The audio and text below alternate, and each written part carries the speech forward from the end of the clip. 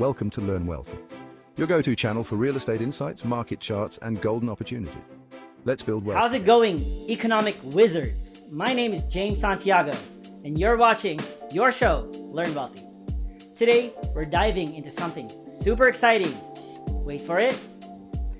GDP and GDI. I know you're thrilled, but don't worry. I'm gonna make this as painless as possible, and maybe, just maybe, even fun. You'll leave here feeling like an econ pro, or at least you'll be able to drop some fancy economic acronyms at the next dinner party. The holidays are only a few months away. Let's break it down.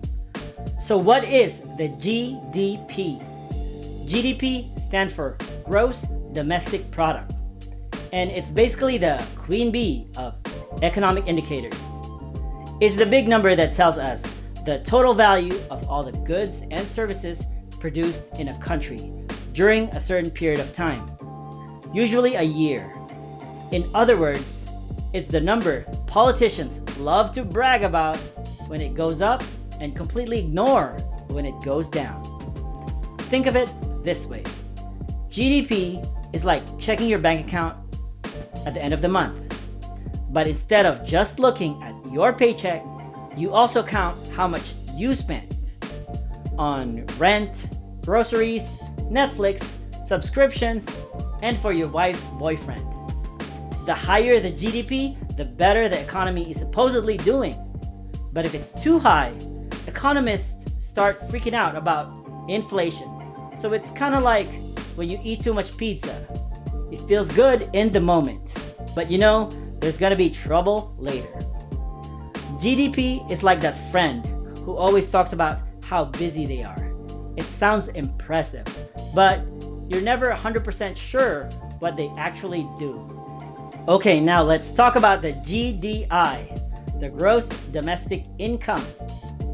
Here's where it gets fun. GDI is basically the mirror image of GDP. Instead of measuring the total value of what was produced, GDI measures all the income earned from that production. So it's like saying, here's the money we made from all that stuff. It's wages, profits, rents, interest, basically all the different ways people and companies get paid. It's the show me the money side of the equation. If GDP is the pizza, GDI is the pizza delivery guy's paycheck. And if GDP is the economy flexing its muscles, GDI is the economy checking its pockets. GDI is like the humble brag of economic indicators. It's like, yeah, we made a bunch of stuff, but more importantly, look how much cash we pulled in for it. So why do we have both? Isn't one enough? Well, yes and no. In theory, GDP and GDI should be exactly the same number because every dollar spent on a product is a dollar earned by someone. But this is the real world and numbers like to misbehave. So there's usually a little gap between the two, which economists refer to as the statistical discrepancy. It's basically their way of saying, yeah, something didn't add up, but let's not worry about it. It's like when you're balancing your checkbook and there's that $20 that's mysteriously missing, but instead of hunting it down, you're like, close enough. What is the takeaway here? Here's the thing. GDP gets all the attention, like the popular kid in high school who always gets voted, most likely to succeed. But GDI is the quiet, reliable one in the background. Like that friend who actually remembers to bring snacks to the party.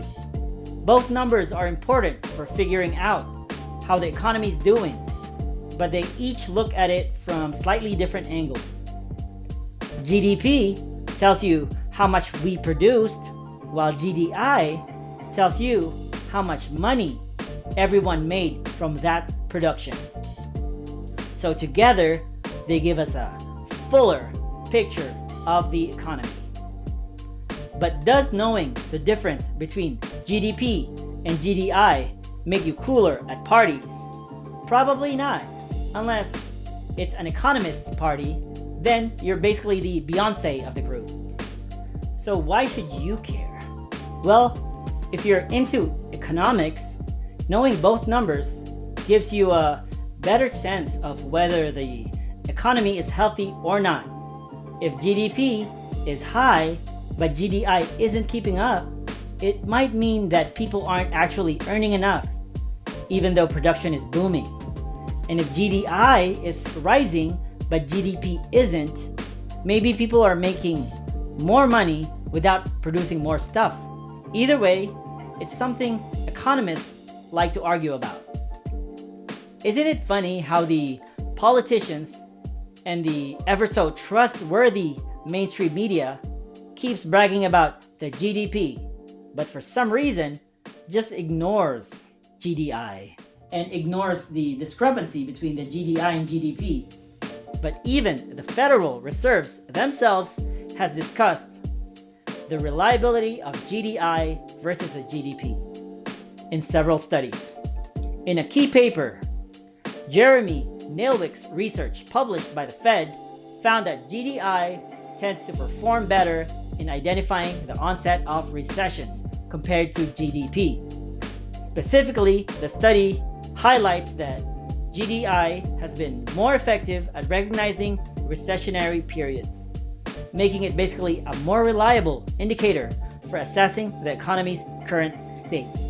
This suggests that greater emphasis on GDI could be beneficial for economic analysis, particularly in real-time recession forecasting. Yet, your mainstream media deprives you of this information. So it's better to subscribe to non-biased economics like this channel instead. So you should hit that subscribe button and the bell notification. So there you have it. GDP versus GDI. They're like two sides of the same economic coin. One tells you how much stuff we're making, and the other tells you how much money we're bringing from them. It's like the difference between posting a pic of your fancy dinner on Instagram, that's GDP, and actually enjoying the meal, that's GDI. If you enjoy this breakdown, or if I somehow made economics slightly less boring for you, hit that like button and subscribe for more finance, economics, real estate, and macroeconomics. And let me know in the comments if you're Team GDP or Team GDI. I'll see you in the next video.